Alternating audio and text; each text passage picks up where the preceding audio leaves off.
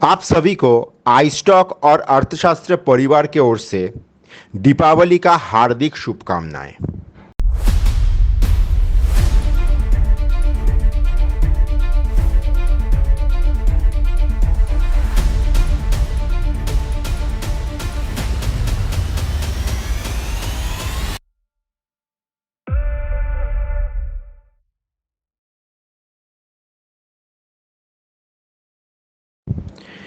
Market चाहता तो हो जाता, लेकिन हुआ नहीं। कारण बहुत सिंपल है। मार्केट फुर्सत से आगे बढ़ना चाहता है, तो हम लोग भी थोड़ा फुर्सत से अगले हफ्ते का मार्केट व्यू ले लेते हैं। नमस्कार, मैं विपुल और अर्थशास्त्र में आप सबका स्वागत है। अगर आप लोगों को टेक्निकल का एनालिसिस, सॉफ्टवेयर, डेटा संबंधित किसी भी जानकारी का आवश्यकता है तो आप स्क्रीन में दिए हुए इस नंबर पे हम लोगों के साथ संपर्क कर सकते हो। हम लोगों का 20 साल का अनुभवों का फायदा उठाइए। देखिए, इजराइल युद्ध भी कहीं ना कहीं यूक्रेन युद्ध जैसा हो गया है। मार्केट इस न्यूज को आज के तारीख में कुछ ज़्यादा तवज्जो नहीं दे रहा है, या दूसरे तरह से कहे, मार्केट इजराइल युद्ध को लेके कुछ ज़्यादा डर नहीं रहा है। हाँ, मार्केट में दोबारा वही डर एकमात्र तरीके से वापस लाया जा सकता है अगर एक महीना पहले का स्थिति में हम लोग जिस तरीके से रिएक्ट कर रहे थे उस तरह का रिएक्शन मार्केट तभी आप लोगों को देगा अगर वहाँ पे एक महीना पहले का वो कांड से भी बड़ा कुछ चीज़ हो। मसलन मान लीजिए हमास के तरफ से मिडिल ईस्ट का 2-3 बड़ा मुल्क अगर युद्ध में कूद पड़े, तभी जाके सिचुएशन कुछ गंभीर या भारी हो सकता है। जब तक यही नहीं होता है, मार्केट इस खबर को यूक्रेन युद्ध जैसा ही एकदम एकदम सामान्य तरीके से ले रहा है।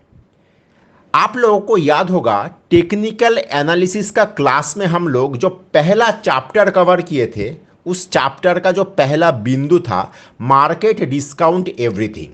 मार्केट ने ऑलरेडी सारा चीज गणित कर लिया है कि इस जो जंग हो रहा है, युद्ध हो रहा है, इसको लेके क्या नुकसान हो सकता है, कितना इफेक्ट आ सकता है, नीचे हम लोग कहाँ तक देख सकते हैं। सारा चीज मार्केट ऊपर नीचे आगे पीछे सब कुछ नाप लिया है। तो सवाल आता है फिर क्यों मार्केट 19,450 क्रॉस नहीं कर रहा है? इसका एक एवं एकमात्र कारण है यूएस फेड और यूएस मार्केट। देखिए, आज के तारीख में इतना कहना शायद अतिशोक्ति नहीं होगा कि यूएस का जो फेड का चेयरमैन है, ये चेयरमैन भाई साहब जो है, इसका खुद का शायद तेजी मंदी का पोजीशन रहता है मार्केट में, या दूसरे तरीके से कहे कि इसके ऊपर भी शायद तेजी लॉबी या मंदी लॉबी का दबाव रहता है। नहीं तो इस तरह का परिस्थिति क्यों तैयार होता है?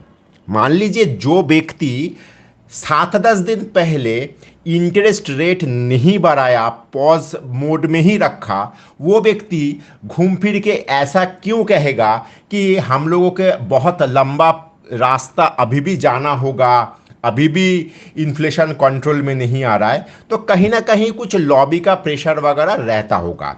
वो सब बिंदु हम लोगों के लिए चर्चा का विषय नहीं है। मेरा ऐसा खास करके मानना है कि मार्केट में हम लोग जिस तरीके से बिहेव कर रहा है, इसमें एक सिंपल सा तरीके से मैं इसको देखना पसंद करूंगा। हम लोग अपना खुद का जो ताकत है, इसके कारण से हम लोग नीचे नहीं जा पा रहा है, और यूएस मार्केट का जो कमजोरी है उसके कारण से हम लोग ऊपर नहीं बढ़ पा रहे हैं। तो एज ए रिजल्ट हम लोग जो पिछले 2 दिन से एक जगह पे रुके हुए हैं, थमे हुए हैं, इसका कारण मूलभूत मुझे ऐसा ही लग रहा है। अब सवाल आता है, हम लोग आगे किस तरीके से देखेंगे? देखिए, पहला एवं प्रधान चीज हम लोगों को दिमाग में रखना होगा, मैं पहले भी कहा हूँ, अभी भी कह रहा हूं कि हम लोग एक रेंज के अंदर है, ये हम लोगों को मानना होगा। रेंज मतलब नीचे 18,800 और ऊपर में 19,450। हम लोग 19,450 के थोड़ा ही नीचे बंद हुए हैं। तो मैं ये उम्मीद करूंगा अगले हफ्ते के लिए कि हम लोग 19,450 को ब्रेकआउट करेंगे। मार्केट में इतना अच्छा रिस्क तो लेना पड़ता है, नहीं तो मार्केट में हम लोग काम क्यों करेंगे। ऐसा मैं क्यों बोल रहा हूँ, देखिए अगर हम लोग चीज को सिंपल वे में देखें तो मार्केट 19,450 के नजदीक रुक रहा है। मार्केट चाहता तो वहां 19,420-25 के वहां से काफी नीचे के तरफ, मतलब लोअर बैंड, रेंज का लोअर बैंड के तरफ भी आ सकता था, लेकिन वो आ नहीं रहा है।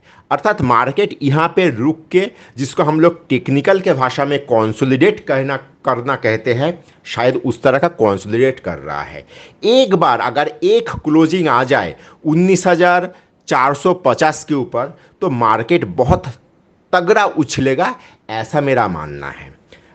हम लोग मुहूर्त ट्रेडिंग और अगले हफ्ते का ट्रेडिंग का अगर व्यू तैयार करें तो मेरा व्यू ऐसा ही होगा कि हम लोग को अगले हफ्ते भी तेजी का व्यू रखना होगा। इस कारण से क्योंकि लगातार 2 हफ्ता हम लोग पॉजिटिव नोट में बंद हुए हैं। पिछले हफ्ते हम लोग करीब करीब 220-25 पॉइंट बढ़े थे, इस हफ्ते भी हम लोग 200 पॉइंट बढ़े हैं, और higher low, higher close, higher high, सब कुछ हायर, ये पैटर्न भी हम लोग टेक्निकल का क्लास में सीखे थे। तो हम लोग अगले हफ्ते भी एक तेजी का एक्सपेक्टेशन रखेंगे, और ये तेजी जो होगा ये 19,450 के ऊपर ब्रेकआउट होने के कारण से होगा, और एक बार हो जाए तो बहुत लंबा एक फायरवर्क हम देख पाएंगे। लेकिन यहाँ पे भी एक कंडीशन अप्लाई होगा। अगर ग्लोबल फ्रंट से कोई खराब खबर, बहुत कुछ अनहोनी जैसा कुछ चीज़ अगर ना आए तो ही हम लोगों को ये चीज़ देखने में मिलेगा। अब सवाल आता है कि हम लोग संडे का मुहूर्त ट्रेडिंग और अगले हफ्ते में कहाँ पे ध्यान करें। हम लोग जो मेन ध्यान करेंगे वो है प्राइवेट बैंक, आईटी सेक्टर और कैपिटल गुड्स, मतलब इंजीनियरिंग सेक्टर में हम लोग तेजी का सौदा करेंगे। और मार्केट में हम लोग 19,450 के ऊपर निफ्टी चले तो निफ्टी में भी हम लोग तेजी का बात सोचेंगे। इसको दिमाग में रखते हुए मुहूर्त का ट्रेडिंग और अगले हफ्ते का ट्रेडिंग का प्लान तैयार करिए। धन्यवाद।